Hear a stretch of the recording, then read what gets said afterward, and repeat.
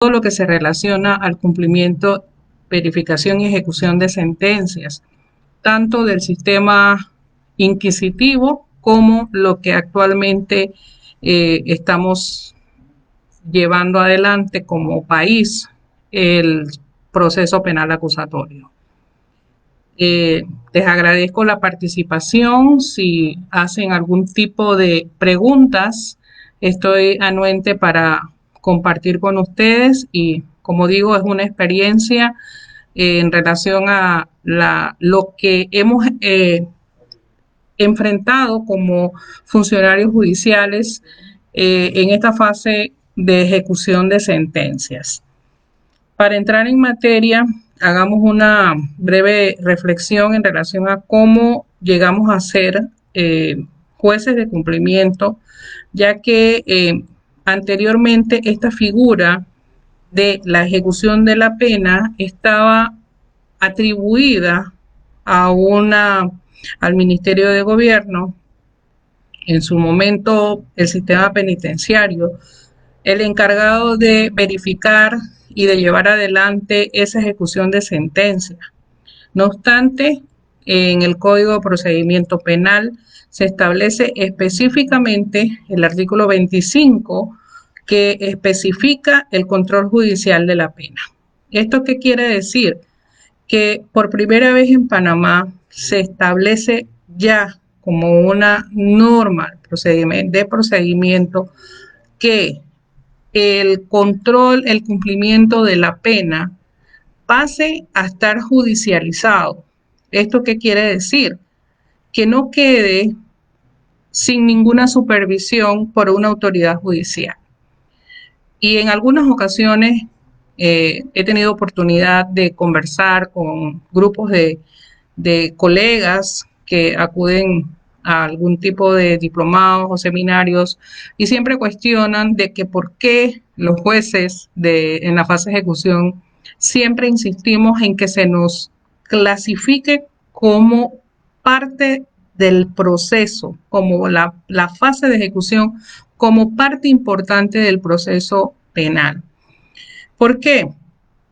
Porque la costumbre era de que una vez la persona fuera sancionada, fuera puesta a disposición del sistema penitenciario, como dije, y solamente ya se desligaba prácticamente el cumplimiento de esta pena y se olvidaba de que para estas personas sancionadas podrían darse algún tipo de penas sustitutivas, reconocimientos de tiempo por medidas cautelares, reconocimientos por conmutación y sobre todo esa verificación que dentro de los centros penitenciarios nacionales se respetara el derecho y la dignidad de todas las personas que estuviesen cumpliendo una pena. Es importante entonces señalar de que la judicialización de la pena va muy ligada a ese principio de constitucionalización.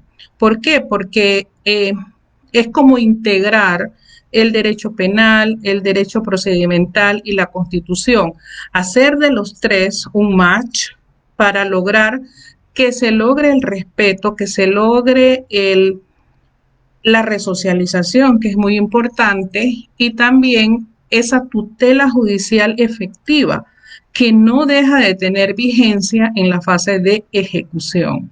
Entonces es importante y creo que eso es parte de la forma y las transformaciones a las que todos los que estamos en este sistema y los que nos apasiona el derecho penal tengamos claro. Todo lo que involucra el respeto, el derecho de la dignidad de la persona no se pierde durante la investigación, no se pierde durante la fase de juicio y mucho menos tiene por qué perderse una vez que la persona, luego de toda esa investigación, luego de todo ese juicio, ha sido hallada penalmente responsable y por tanto declarada culpable.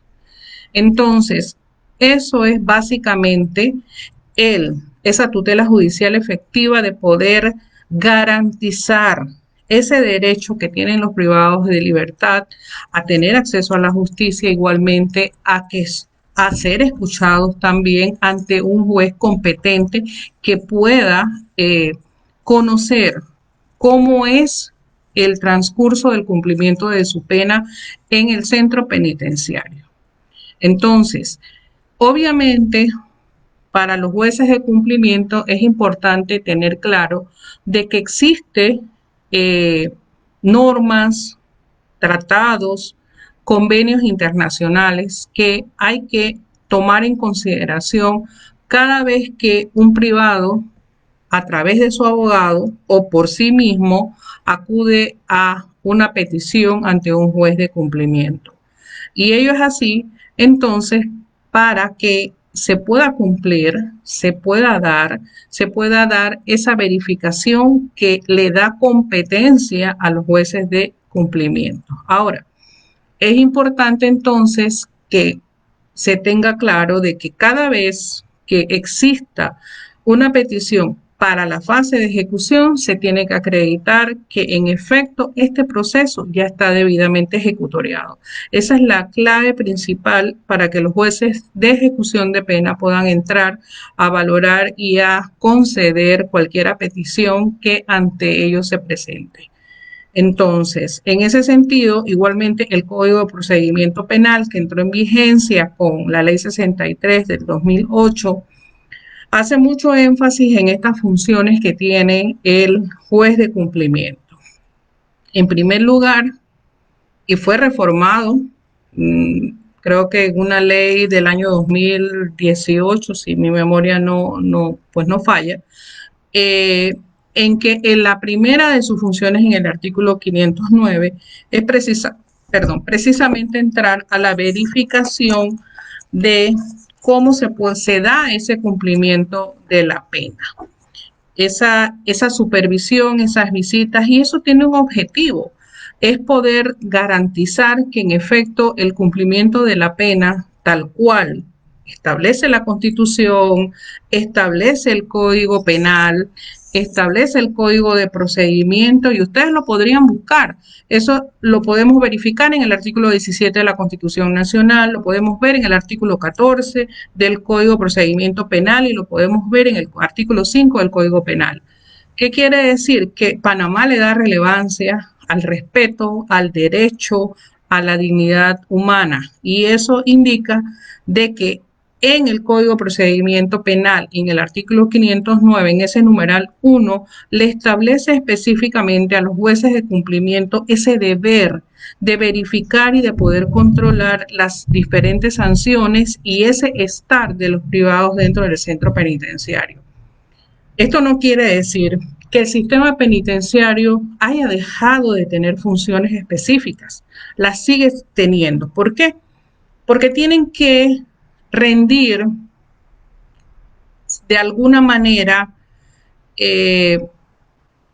esa parte importante de conexión, de sujeción que mantienen los privados de libertad con ellos como sistema, en lo que se puede entender es una relación de doble vía, de relación de derechos y relación de deberes, tanto de el sistema penitenciario con los privados de libertad y de los privados de libertad con el sistema penitenciario.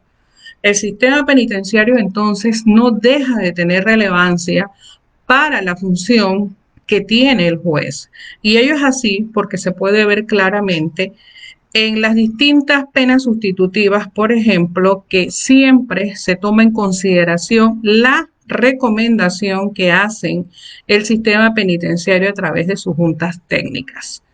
Entonces, eso quiere decir que, estoy viendo algún tipo de pregunta, que el sistema penitenciario está llamado también por ley a cumplir con los procedimientos que mantienen administrativos dentro de esa ley 55 que regula el sistema penitenciario y el decreto 393 que regula precisamente esa reglamentación de esta ley, que es importante tomar en mucha consideración durante el cumplimiento de la pena de los diversos sancionados. Siendo así, entonces, es importante retomar que la principal característica que debe tener un juez de cumplimiento es que tiene la facultad otorgada por ley, que tiene que dar decisiones resolutivas al momento de la presentación de las distintas peticiones, y que estas decisiones tienen que ser igualmente motivadas. Ahora, es importante también que cada una de las partes intervinientes, tanto las defensas, defensa pública, defensa privada, el Ministerio Público, los querellantes, igualmente en su momento de audiencia, participen con información de calidad para que el juez pueda llegar a una sabia conclusión en relación a la petición que se esté otorgando. Y más que sabia, una decisión que pueda, dentro de sus facultades de ley, asumir y dar de manera clara, de manera precisa, de manera imparcial y de manera con la independencia que debe tener el juez para el momento de su decisión. Siendo así, además de esta parte que es tan importante como parte de verificación, tenemos además que nutrir a cada uno de los participantes en el momento en que lo hagan en las audiencias, la importancia de conocer las normas que nos rigen. Pues no solamente, como lo dije, estamos anuentes de conocer lo que se establece en la norma sustantiva y la norma subjetiva, la norma constitucional, lo que contiene la Constitución política, no. Tenemos que entonces también abocarnos a que Panamá participa activamente de cada uno de los tratados y convenios internacionales para el tema de los privados de libertad. Es decir, y creo que casi sin temor a equivocarme, que la mayoría de las presentaciones de peticiones de defensa olvidan que hay una parte muy importante de lo que es el cumplimiento de las penas y la relación que hay con estos tratados y convenios internacionales y de todos esos, decirlo de alguna manera, beneficios, garantías y principios que se rigen en estos tratados y convenios internacionales. Por ejemplo, muy sencillo es en audiencia aludir, por ejemplo, a las reglas de Bangkok, por ejemplo, que las establecemos y creemos generalmente que se tratan únicamente para el trato de las privadas de libertad. No obstante, las reglas de Bangkok buscan adicional a esa parte que es sumamente importante del cumplimiento de las privadas de libertad, no solamente las beneficia a ellas en una etapa específica del proceso, sino que desde antes, durante y después de la sentencia pueden estar presentes estas reglas de Bangkok en el distinto desarrollo de, como lo dije, de las etapas del proceso a favor de las mujeres, en ese sentido. Igualmente, tiene que ver cuando las mujeres están en cumplimiento de medidas privativas, con medidas cautelares. Tiene que ver con la posibilidad de que los niños y niñas, hijos de las privadas de libertad, también reciban algún tipo de amparo por su condición y su vulnerabilidad por ser hijo o hija de una privada de libertad. Pero estas reglas también incluyen a los varones, a los sancionados, a los detenidos varones, en el sentido de que teniendo una responsabilidad compartida de paternidad, también tienen que ser objeto de análisis en eventualidad de que se requiera durante el cumplimiento de su pena que, siendo varón, le corresponda también velar por la situación en la que sus menores hijos y por razón de la protección al menor también requieran un análisis para el beneficio de cualquiera petición que pudiera ser orientada en esa precisa necesidad de que como padre y de como hijos que requieren que sean protegidos, entonces entra esa parte de lo que las reglas de Bangkok establecen. Creo que es importante que se tome en cuenta, toda vez de que muchas veces, lo reitero, simplemente se mencionan, pero no se llegan al fondo, no se analizan como con la ventaja que pudieran ser. Entonces, creo que debemos estar llamados a lograr o a buscar de alguna manera el mayor conocimiento en relación a estas normas y tratados y convenios internacionales que son de utilidad y sobre todo para la fase de ejecución. Es importante porque, por ejemplo, adicional a lo de las reglas de Bangkok, están las reglas de Mandela, que son específicas para los privados de libertad. Y siempre en audiencias hago mucho énfasis en que, a pesar de que el sistema penitenciario tiene esta reglamentación, que el sistema penitenciario tiene las juntas técnicas, nos encontramos muchas veces con la falta de información que se pueda obtener de los expedientes penitenciarios que tenga cada privado que esté en cumplimiento de la pena. Y esto tiene que ver mucho y lo va aunado a lo que las reglas de Mandela establecen como una de los principales requisitos que se deben cumplir al momento del ingreso de cada persona que entre a un centro penitenciario, y es precisamente hacer su expediente. Nos encontramos muchas veces que este expediente, esta información que debiese estar en el expediente no forma parte y se desconoce muchas veces cuál es la procedencia real de esta persona y por qué ha llegado a el punto de estar dentro de un centro penitenciario.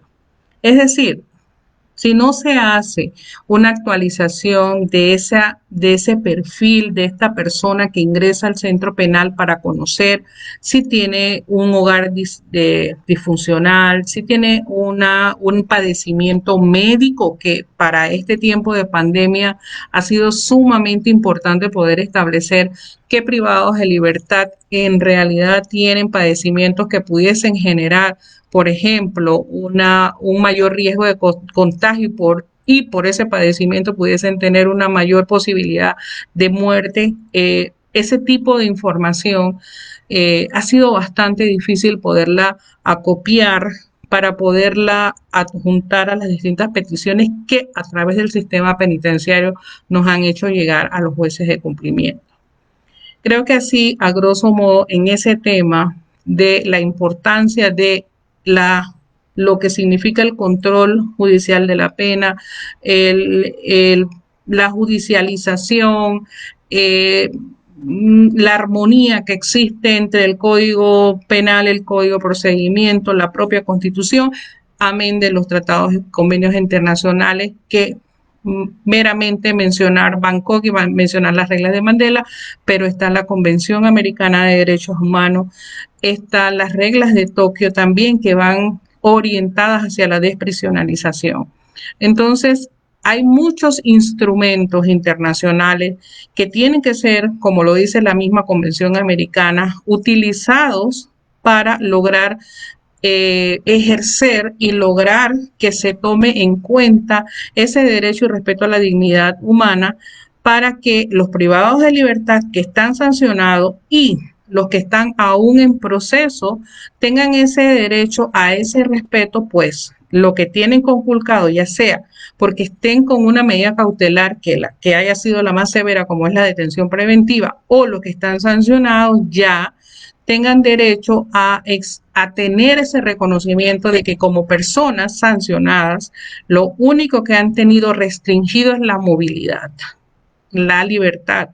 Y en ese sentido, no pierden su derecho a salud, a educación, a tener momentos de recreación, a tener momentos de prácticas religiosas, en fin, en cuanto a la salud, su salud familiar, su salud sexual en general. Entonces, es importante tener siempre en cuenta que no es únicamente limitarse a que se cree que porque está detenido ya esa es, esa es la única manera de lograr que haya una forma de resarcimiento o de una manera única de cumplir pena, que es a través de un centro penitenciario.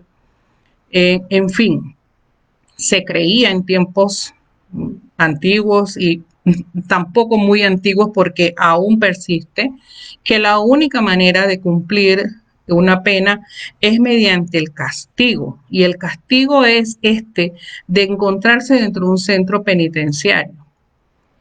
Creo que Panamá no escapa a una realidad de centros penitenciarios de América Latina, por ejemplo, en los que la condición de privado de libertad siempre pareciera tenerse como si los privados de libertad fueran un grupo que ya no tiene valor o que ya no tiene ninguna manera de volver a estar incorporado dentro de la sociedad.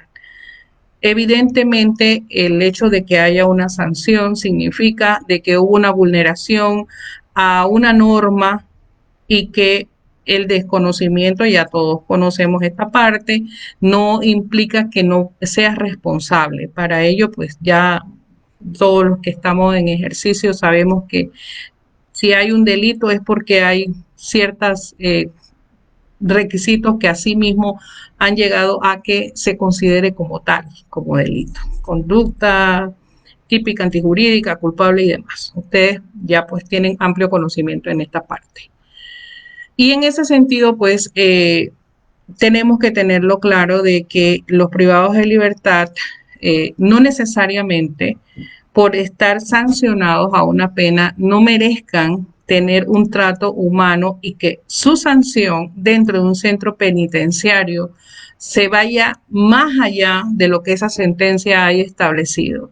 Es decir, la Constitución nos dice: no puede haber trato cruel, no puede haber trato inhumano, porque de ello se toma entonces, se sabe que está dándose una, eh, un trato contrario a esto que establece la Constitución, y más aún a lo que los tratados y convenios internacionales establecen.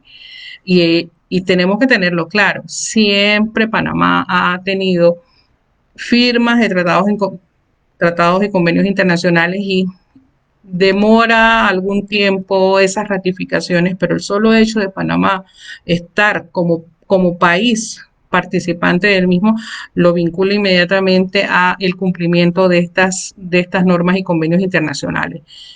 Así que es importante, y los exhorto a todos los que en algún momento se animen a en la práctica del ejercicio de la abogacía como abogados, y presentarse a audiencias en la fase de ejecución, a prepararse, porque de ello se trata. No es únicamente improvisar, porque yo creo que ya todos nos hemos dado cuenta que para poder ir a las audiencias en oralidad hay que estar preparado y tener conocimiento de qué es lo que se está solicitando y cómo se puede sustentar y cómo se da, porque los principios que rigen son tan importantes tal cual en las otras fases del proceso. De hecho, una audiencia en fase de ejecución tiene los mismos requisitos que una audiencia de juicio oral. Es decir, hay práctica de pruebas, pruebas testimoniales, pruebas documentales, y todo ello tiene que pasar en un acto de audiencia que tiene inmediación, contradicción, lealtad y buena fe, imparcialidad, y sobre todo la participación de este sancionado, que tiene también derecho a ser escuchado, tanto como la víctima en ese momento, como lo establece el Código, artículos 20 y 80, que es importante, imprescindible estar en el acto de audiencia. Ahora, recibiendo de Rafael Nieto saludos. Si tienen alguna pregunta, con mucho gusto. En cuanto a la aplicación de medidas sustitutivas dentro de la fase de ejecución, también es una de las nuevas modalidades que se están haciendo. Y no quiere decir que no existieran en el Código Penal. El Código Penal entró con sus modificaciones y sería muy extenso irnos hacia el pasado en cuanto por qué se llegó a modificar el Código de 1982, el Código Penal, y lo que se introdujo, por ejemplo, en las audiencias, estas audiencias que empezaron a abrir el camino para lo que tenemos hoy como el sistema acusatorio. Pero es importante que tengamos entonces en cuanto a las distintas peticiones de las penas sustitutivas, que el Código Penal las establece muy claramente. Penas tendientes a la desprisionalización. Las más comunes que tenemos actualmente: trabajo comunitario, la libertad vigilada, el reemplazo de penas cortas. Son prácticamente los mecanismos más rápidos de desprisionalización que podemos tener en la fase de ejecución. No deja de ser importante tomar en cuenta que igualmente en fase de ejecución se puede verificar prescripciones de pena, suspensión de la ejecución de la pena para aquellas penas que son de menores de 3 años, que muy poco se solicitan. Tenemos también tratando de recordar el reconocimiento de las medidas cautelares, que vienen específicamente en la mayoría de los casos decretadas desde el momento en que en aquellos tiempos esta parte la tenía específicamente el Ministerio Público. Ojo, y muchas veces se pasa por alto tomar en cuenta de que hay un tiempo muy importante que fue establecido como medida cautelar a esta persona y que la cumplió, y pasa a un juzgado de circuito penal. Ahora gran parte de ellos están en liquidación, pero cuando llegan a la fase de ejecución no se prueba de que esta persona estuvo mucho tiempo con una medida cautelar que puede resultar en beneficio de la misma. Por ejemplo, si esa pena fue de 60 meses y estuvo en una medida cautelar de impedimento de salida del país o de reporte de firmas, ese tiempo se reconoce y disminuye esa cantidad de tiempo de sentencia originalmente establecida en una sentencia, por ejemplo, de un juzgado de circuito. Otra cosa es en el sistema acusatorio, porque los jueces de garantía establecen sus penas y muchas veces también tienen la facultad por ley que también pueden en el acto hacer el reemplazo a una pena sustitutiva, en este caso en trabajo comunitario. Es una gran oportunidad que se da a los distintos sancionados. Eventualmente así lo he considerado y creo que va a salir en algún momento en nuestras legislaturas que se modifique la forma del trabajo comunitario, porque actualmente para el mismo no se tiene como un requisito sine qua non el tener un antecedente penal o presentar el historial penal y policivo. Entonces, creo que es importante que ello se tome en consideración actualmente, porque creo que eventualmente van a darse algunas modificaciones en ese sentido. Pues creo que todos los que han estado en audiencia pues saben que es así, no se verifica esta situación. Hay una discreción, hay una parte que habla de la discrecionalidad del juez en aplicación del trabajo comunitario. Sin embargo, los requisitos son muy básicos, muy sencillos.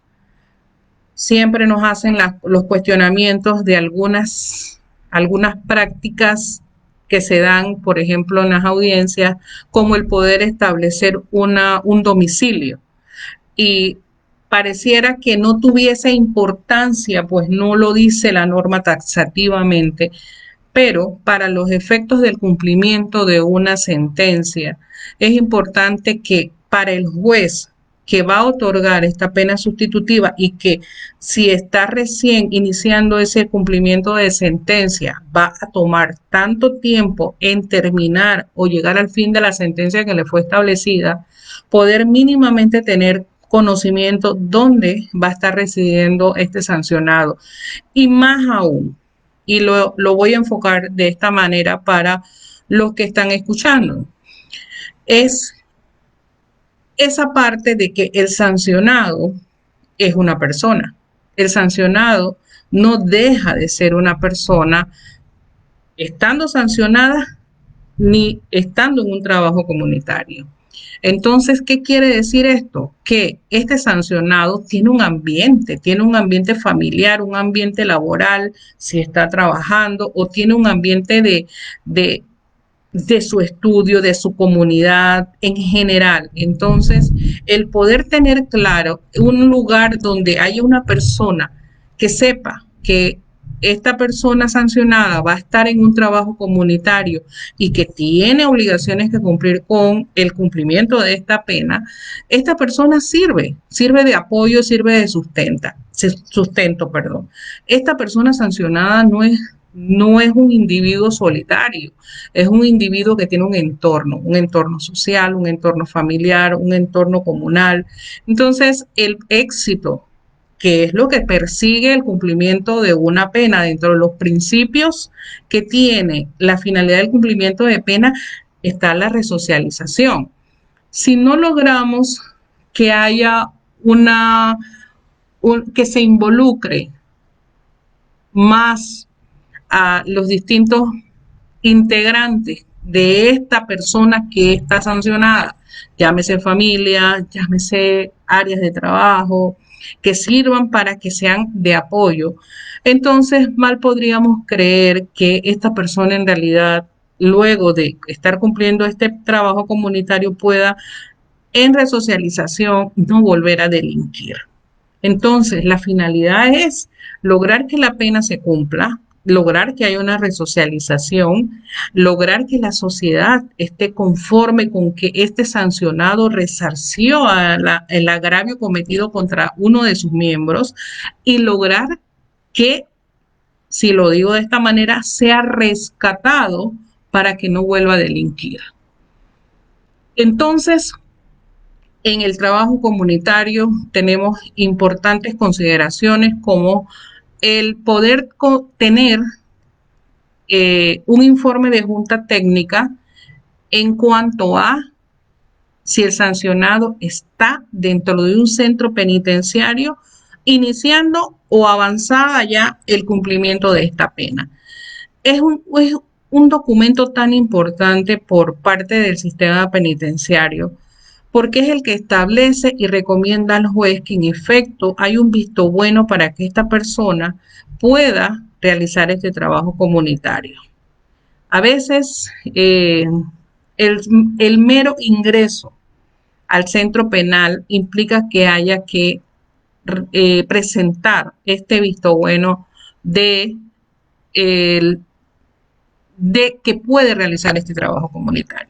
No obstante, es importante que sepamos que si la persona no ingresa al centro penitenciario, no lo requiere. Entonces, ocurre muchas veces que se demora tanto el tiempo de petición que los juzgados generan las órdenes de captura y por ende hay el ingreso al sistema penitenciario. Esto, para mi criterio, en realidad lo que hace es que haya quizás un atraso y quizás hasta una posibilidad de no beneficio para este sancionado, porque muchas veces entonces se trastoca si ya es una causa. Todos sabemos que hay sanciones que vienen de mucho tiempo antes, no son actuales, principalmente las que vienen del proceso inquisitivo.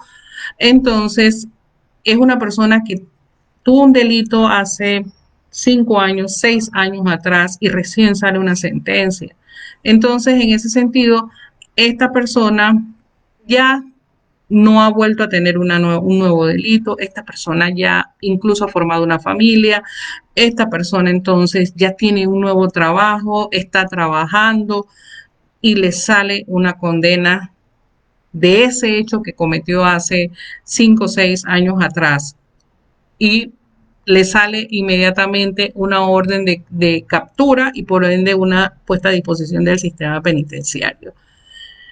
Si esa solicitud de petición ingresara con tiempo para que se establezca una pena sustitutiva, no daría motivo de este ingreso al centro penal. Eso es en grandes rasgos para lograr que no se dé la gran cantidad de privados de libertad con los que está en los centros penales. Ahora, eso es un tema que al final de la charla les voy a dar algunos números, pero por ejemplo, igualmente, tenemos como penas sustitutivas eh, que podemos utilizar para que la persona no entre a un centro penal a cumplir estas penas de prisión, los reemplazos de penas por dinero. Pueden ser por dinero. Hay otras modalidades que el código establece como arrestos de fines de semana, pero les juro que en 4 años que tengo de estar ejerciendo como juez, no tengo ninguna petición de ningún abogado que pida que su representado vaya a ingresar a un centro penal los viernes para salir los domingos. Se lo juro, no he visto ninguna. Por lo tanto, todas las que se hacen son las peticiones para lograr un reemplazo de pena por días multa. Entonces, en este sentido son penas de menos de 4 años, pero sí hay un requisito muy exigente, que es la presentación de un historial penal y policivo que demuestre al juez que dentro de los últimos 10 años esta persona no ha obtenido otra sanción penal. Entonces, muchas veces ocurre que esta actualización no está aportada en la petición y por lo tanto eso retrasa el poder hacer un reemplazo de pena. En este sentido, ¿qué tenemos que tomar también en cuenta para un reemplazo de pena? Ese nivel económico que sustente, que pueda ayudar al sancionado a pagar esa multa, ese reemplazo de días multa al erario público. No tiene sentido que el juez haga un reemplazo de pena sin tener mínimamente un parámetro de lo que pueda representar los ingresos y los gastos que tenga este sancionado. Porque, ¿para qué reemplazar, opinión muy particular, una pena con una cantidad exorbitante de dinero que el sancionado no va a poder pagar? ¿Y por qué ello? Y sobre todo en estos tiempos en lo que, como hecho notorio, lo hago referencia, está la pandemia. ¿Cómo podemos lograr que una persona pague un reemplazo de pena de días multa cuando el máximo de tiempo a otorgarse son 12 meses? Esto es un año. Y si le colocas una pena, a lo sumo, 500 días multa y le multiplicas a 10 o a 20 dólares por día o a 25 dólares por día a una persona cuyo ingreso antes de, reitero, el COVID, por ejemplo, su ingreso era 600 dólares, ustedes han de imaginarse cómo va a poder pagar una cantidad de dinero multiplicada a 500 días multas por tanto. Por eso es tan importante poderlo aportar y poderlo llevar a un acto de audiencia, esa cantidad de información que al juez le dé para poder, dentro del 50% de ese ingreso que diario no lo vaya a afectar, porque sigue teniendo una vida personal, una vida familiar que debe cumplir con sus necesidades básicas. Entonces, esa multa no puede ir más allá del 50%. Entonces, siempre me cuestionan por qué se van los jueces al artículo 59, que ese artículo 59 es para otra figura. Obviamente, hay una pena principal y una pena sustitutiva que se toma como referencia, pero no deja de ser importante y reitero, ¿qué sentido tiene hacer reemplazos de pena cuando no hay la posibilidad de pago? El hecho de decretar un incumplimiento de una pena que fue reemplazada por días multa tiene su consecuencia y su consecuencia es el ingreso para cumplir la pena establecida. Entonces, son parte de los pequeños tips quizás para que en su momento, cuando haya una petición de reemplazo de pena, se considere aportar información. En ese sentido, igualmente, muchos nos piden prórrogas. El código no te establece prórrogas. La práctica que hemos tomado básicamente es poder establecer un periodo de tiempo que no llegue a los 12 meses inmediatamente, cosa de que teniendo como base de que se puede hasta 12 meses, extenderle esa posibilidad hasta los 12 meses. Sin embargo, pues siempre hay personas que por una u otra razón hay justificación de no poder cumplir con un reemplazo de pena, todo debidamente justificado, creo, sin romper principios de legalidad, debe ser tomado en consideración porque tenemos que irnos también a una parte muy importante que tiene la fase de ejecución y es la parte de humanización del proceso.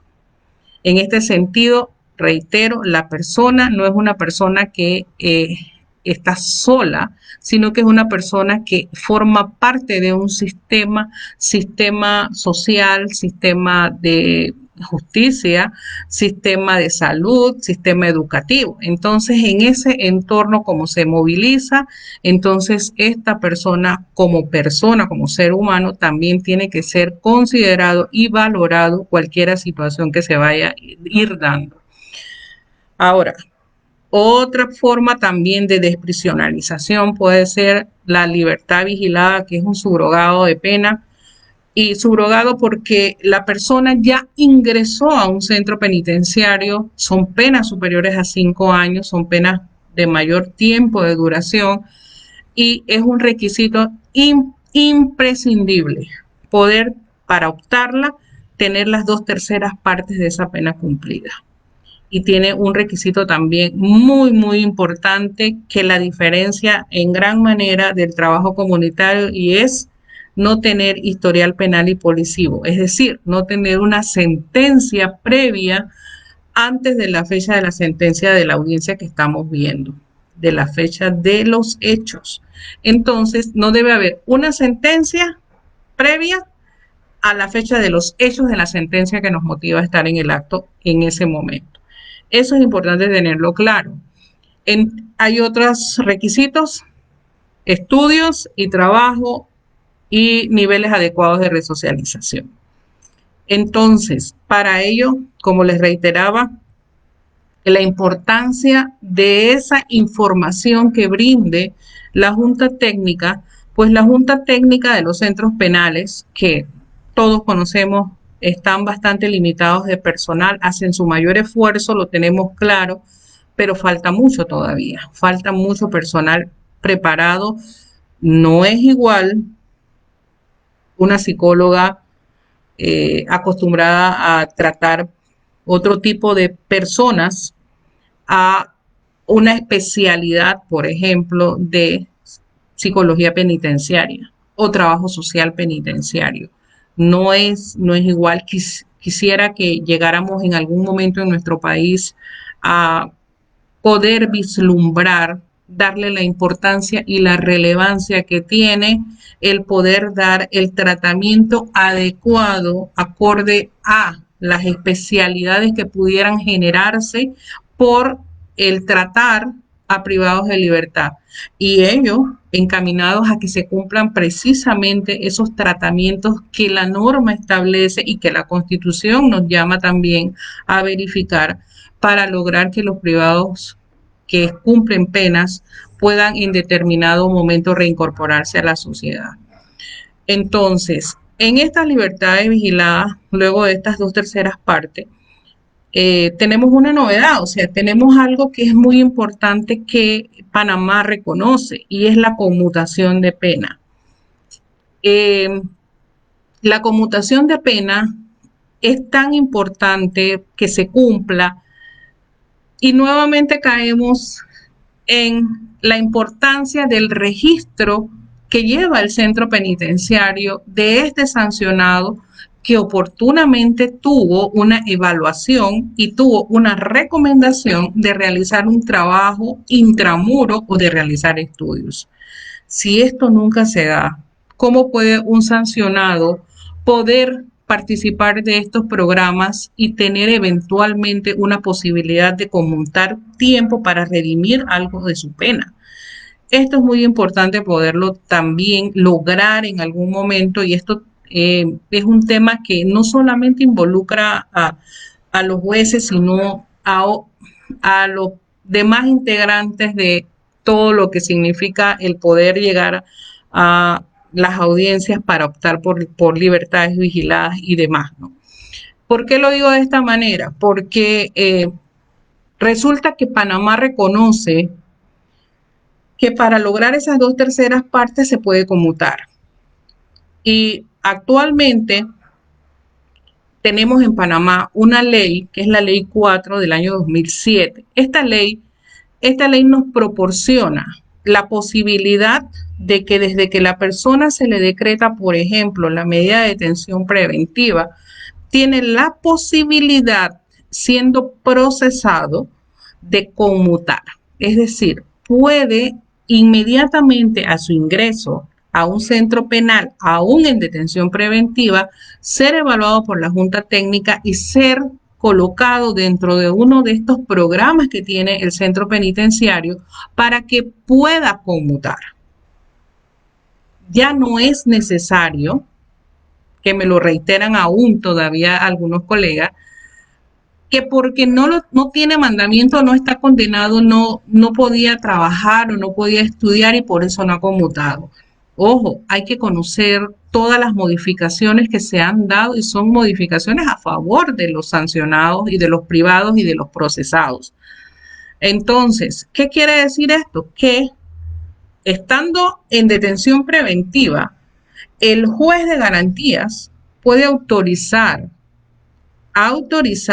el trabajo dentro del centro penal para este privado en detención preventiva, con ánimo de, en un futuro, llegar a poder conmutar ese tiempo en la eventualidad que surja una condena en su contra. Entonces, esa es una parte que aún se obvia para poderlo cumplir.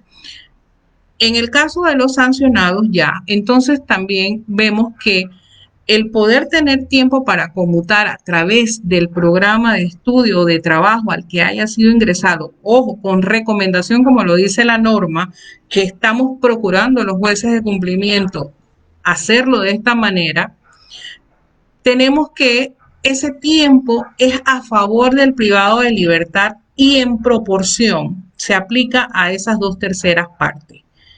¿Y por qué en proporción? Porque en las penas, en el Código Penal, todos lo conocemos, se aplican proporcionalmente. Entonces, asimismo se aplica el tiempo conmutado, porque si lo examinamos a profundidad, si se aplicase todo, sería todo a favor de todo y tampoco sería de la manera más, un criterio personal, justa, de que una pena que pudiera ser de 5 años, resulta que al final de la historia solamente queda con la conmutación en 2 años, 2 años y medio, y resulta que enseguida puede optar por una libertad vigilada. Entonces hay que, en lo que los principios nos establecen la norma, proporcionalidad, razonabilidad y demás, y la facultad discrecional que pueda tener el juez para poder decidir a favor de esta petición.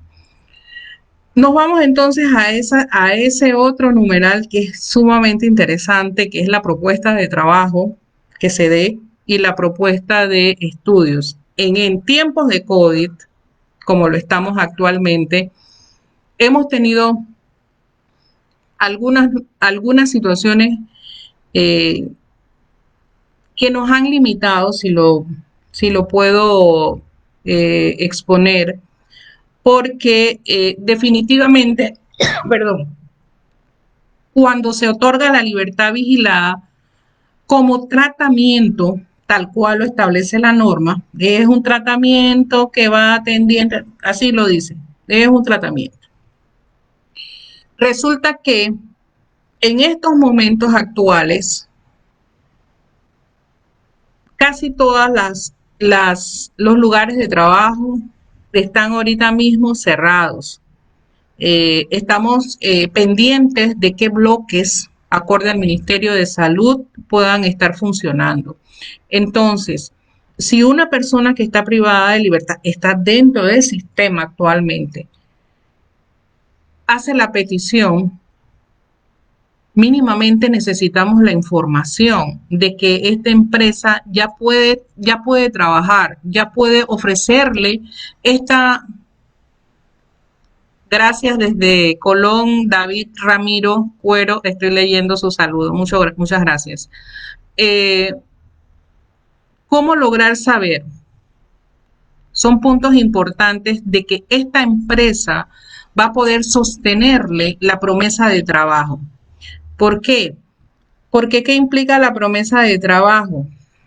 Debe cumplir un horario, debe tener la remuneración, que es básica, porque es trabajo remunerado. Esa va a ser la forma de subsistencia, la forma de que esta persona que está saliendo de un centro penal va a tener cómo lograr cumplir con sus mínimos requerimientos personales de gastos.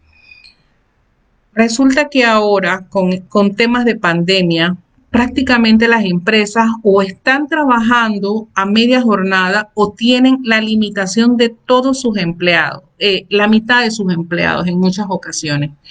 Y también tienen problemas para lograr tener los salvoconductos para poder las personas trabajar. Y me van a decir, bueno, esto es algo accesorio. Sí, yo lo tengo claro que es algo accesorio, que el hecho de que las empresas no puedan dar ahorita mismo con esa amplitud que quizás hubieran podido darse, eh, se pueda lograr este trabajo en libertad vigilada.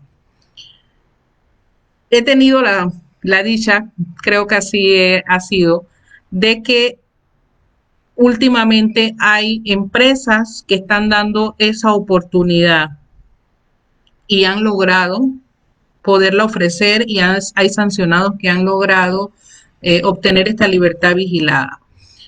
Ahora, ¿por qué es tan importante también?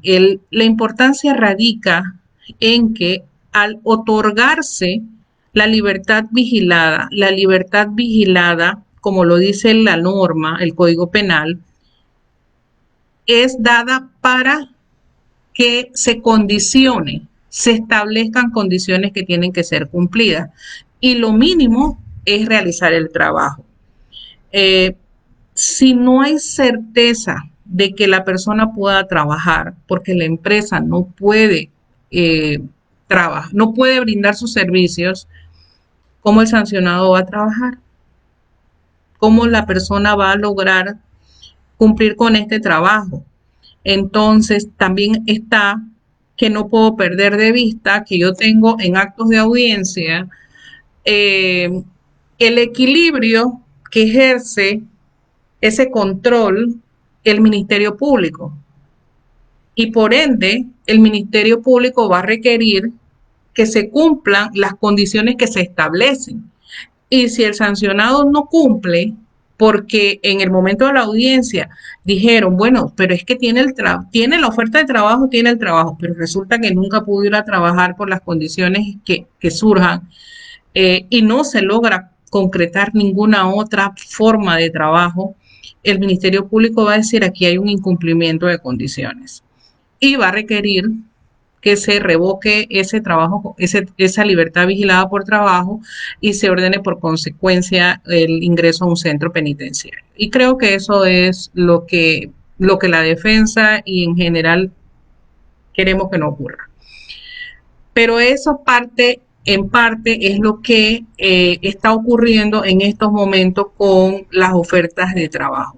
Ahora, si la anterior al COVID ocurría muchas veces que se requería, por ejemplo, verificar las empresas, se pedía trabajo social que hiciera una verificación de las empresas, luego de dar la libertad vigilada y resulta que las empresas no se ubicaban las direcciones o ya dejaban de existir.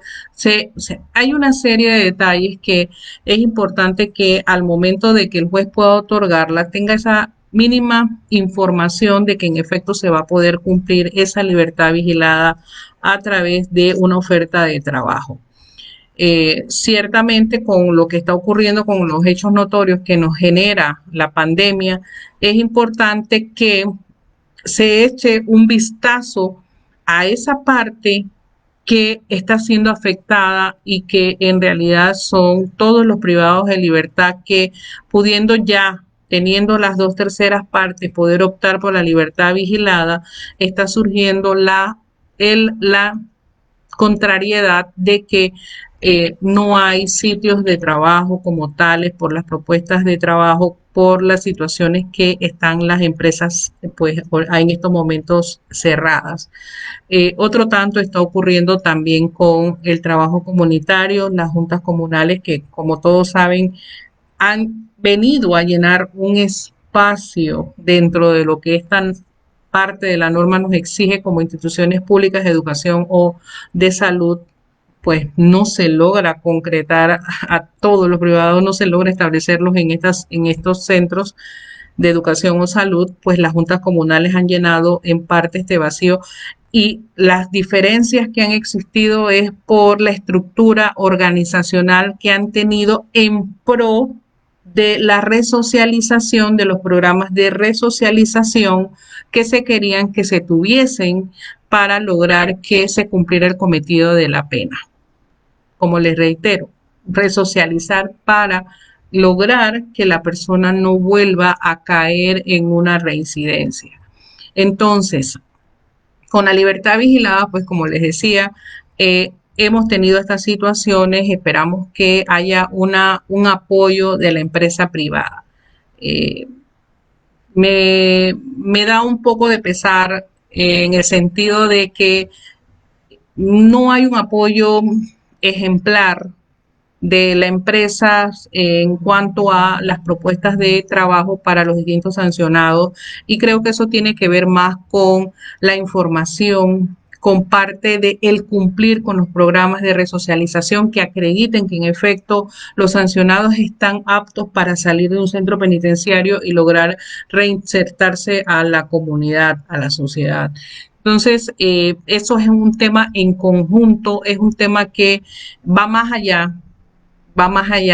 de las autoridades judiciales. Esto es debiese ser un compromiso de empresas de la parte privada y en general de todos los que pues nos involucramos. Ahora, también hay un detalle interesante con la libertad vigilada y las propuestas de estudio, porque también ahora mismo todas las escuelas están con problemas, no están abiertas, están apenas ingresando a plataformas en temas de escuela de educación media y premedia.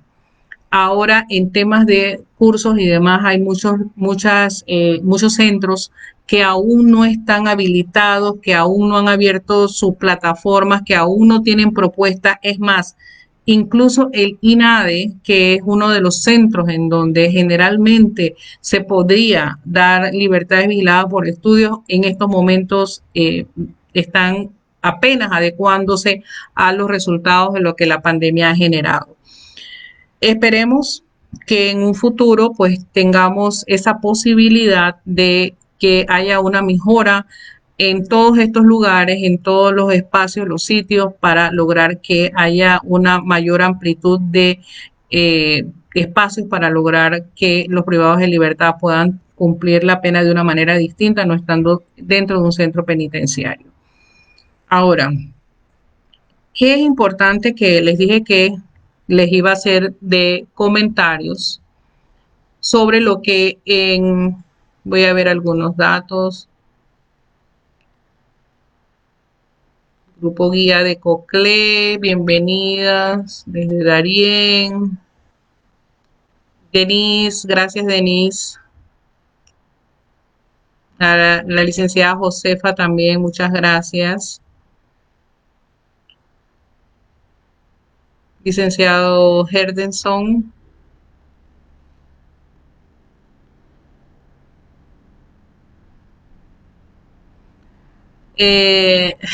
Licenciado Kumar, qué bueno saber de usted. Los casos de 7 homicidios, ¿qué tratamiento se puede hacer allí? El sistema penitenciario tiene dentro de lo que habla de su reglamentación el tema de los privados que están en áreas de máxima seguridad. Reitero, los privados de libertad como tal, por respeto a ese derecho y dignidad humana, tienen derecho a recibir atención médica, a recibir alimentación, a recibir educación y demás. Debiese existir tratamientos especiales en caso de que así se requieran.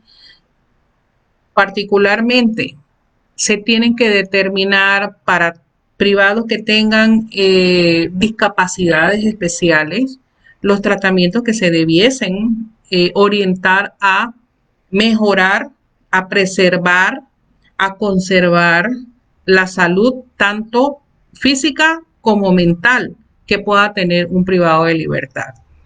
Porque tanto problema puede tener un privado de libertad como lo puede tener igualmente una persona que requiera atención. Y la atención médica en áreas de salud en forma general es para todo ser humano. Y reitero, no dejan de ser seres humanos. Lo que hay que incrementar es las posibilidades de atenciones y de programas en los centros penales. Ahora bien, ya ese es otro tema que sería muy importante y quizás motivo de otras conferencias, que sería orientado hacia la prevención, porque nada de esto ocurriría si hubiese prevención, porque el antes es un detalle, pero el estar, el durante y el post cumplimiento de una pena también son diferentes estados de esa persona en el cumplimiento, lo que representa haber estado cometiendo, cumpliendo y posterior a la finalización de ese tiempo que estuvo detenido. En forma general, para todos los detenidos, considero que debe darse lo que la norma establece, porque eso no está inventado, eso no está de ahora. La ley penitenciaria es del 2005, si mi memoria no falla. Igualmente su decreto 393 también tiene muchos años de estar vigente. Si hubiesen que hacerle modificaciones serían muy pocas.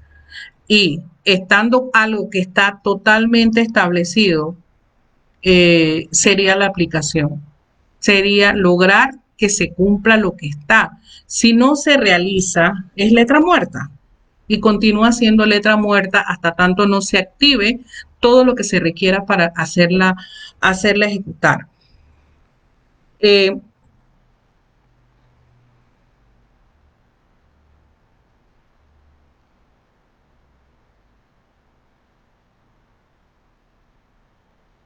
A ver, el licenciado Kumar, pero si trabaja o estudia en detención preventiva, es tratamiento de rehabilitación y si sale absuelto se perdió un cupo para alguien que sí lo necesitaba.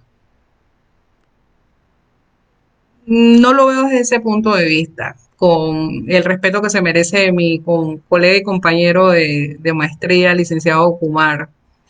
eh, lo que se aprende, lo que se reaprende y lo que se mejora y lo que se perfecciona, aun cuando estás en un centro penal y aun cuando seas posteriormente declarado inocente, no es pérdida. El conocimiento para un ser humano es algo que no pasa para otro, se queda en ti. Entonces, sea que haya sido declarado que no culpable, no significa que no hayas aprovechado, porque algo puede funcionar, algo puede servir para ti como persona, para un cambio de conducta. Ojo, quizás los elementos probatorios no dieron para decretarlo culpable, tal vez siéndolo. Ojo. Entonces, si eso es así, si el tiempo que se invirtió, si el sistema logró que se dieran, por ejemplo, cursos de emprendedurismo, si la palabra suena como sacada así de la Real Academia, no quiere decir que ese curso le vaya a restar algo a esta persona que en detención preventiva después resulta inocente. Algo le queda, de algo le va a servir. Y con ello no estoy violentando ningún principio de inocencia, sino que es el aprovechamiento porque si en su momento se le decretó la detención preventiva es porque habían los elementos suficientes para decretarla. Y si en su momento no se logró establecer la culpabilidad o se introdujeron nuevas pruebas que decretaron esa inocencia, entonces igualmente le va a funcionar, le va a servir. No creo que sea pérdida, al contrario, es ganancia para esta persona.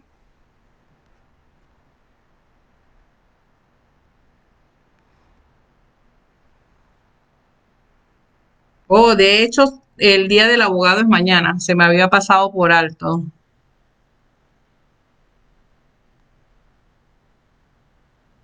No, los jueces de cumplimiento vemos específicamente los sancionados por penas establecidas en el Código Penal. Es una jurisdicción totalmente aparte de la jurisdicción aduanera. Ahora, que dentro de ello pase a ser un delito penal, lo que pudiera ser, pensando algún tipo de peculado, algún tipo de corrupción de funcionarios públicos, entonces sí, o siendo ya sancionado, entonces el juez de cumplimiento entra a ver esa pena, a verificar qué posibilidades haya en algún tipo de sustitución o demás.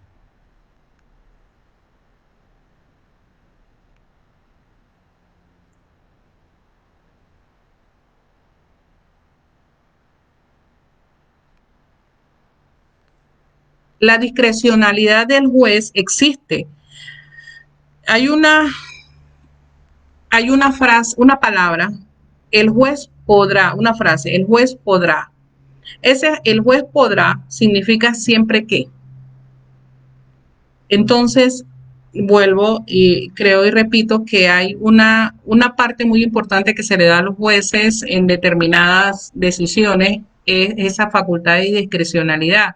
Pero eso llega, esa facultad discrecional llega por la información de calidad que dé la defensa o el Ministerio Público, porque el Ministerio Público también juega un papel activo en el acto de audiencia. Tienen que aportar información si consideran que no se puede otorgar. ¿Y por qué es importante? Y el importante se lo reitero tanto, pero en este sentido, si la facultad discrecional del juez es movida por la calidad de la información que las partes otorguen, el juez llega a considerar y porque esto puede ocurrir en el último minuto, te puede cambiar esa concepción que durante todo el tiempo de audiencia has tenido y te hace tomar una decisión que puede ser favorable o negativa. Porque ahí está la calidad y esa se me va la frase de convicción, cómo te convencen, como en el momento en que te están planteando la petición. Entonces es importante por ello y reitero que las partes, y me están llamando, creo ya que significa que ya me pasé el tiempo, ¿Me pasa el tiempo? Ah, ok, deme chance que lo llamo enseguida. Eh, en ese sentido, significa entonces que la discrecionalidad del juez es importante, pero muchas veces está ligada precisamente a la calidad de la información que aporte cada quien, cada una de las partes. Si se trata de la defensa, si se trata del Ministerio Público, si se trata de la querella o víctima también. Entonces, esa facultad discrecional, si me dices que llena todos los requisitos, ojo, por algo, dentro de esos requisitos, te llama a verificar esa razonabilidad, esa proporcionalidad y esa facultad discrecional que hacen que se pueda dar o se pueda negar. Entonces, no necesariamente quiere decir que porque no, que es que tiene todo. No, ojo, hay que tener un poquito más de cuidado con el tema. Un minuto. Dígame, licenciada. Creo que me fui. Ya voy a cerrar. Estoy en línea. Ya voy a cerrar. Ok, gracias. Ya, ok, bye. Bueno, ya nos hemos extendido, solamente le quería dar como datos estadísticos la cantidad de privados de libertad que tenemos a la fecha de julio del año 2020. Tenemos 17.661 privados a nivel nacional. De esos, 10.068 son varones y 585 son mujeres. De esa cantidad, tenemos que hay un porcentaje de condenados ya que es del 60%. El resto está procesado. Es decir, hay 7.008 procesados y 10.653 están condenados. La totalidad, como les reitero, 17.661 a la fecha del 31 de julio del año 2020. Esto pues lo dejo para que reflexionemos. Somos un pequeño país, es una gran población per cápita de detenidos. Nuestras cárceles no son lo mejores, pero creo que en esfuerzos aunados podemos lograr que se cumplan los propósitos, en primer lugar, de la pena, los propósitos de la reinserción y sobre todo los propósitos de la convivencia y la paz social que un país en estado democrático debe tener. Y en este caso, Panamá debe aspirar a llegar allí. Les agradezco mucho su participación. Muchas gracias a la academia guía, al profesor Chan, a la licenciada Josefa, a todos los que al licenciado Marcín, que lo veo por aquí, a Pimentel Salvador, a Lesbia, a Bianca Moreno, que la veo que también está conectada. Creo que aquí hay una parte, sí, de Coclé, extiende agradecimientos. En general, les agradezco a todos, muchas gracias por haber estado participando conmigo y anuente pues a cualquier próxima invitación en un futuro, muy agradecida por esta oportunidad. Les agradezco.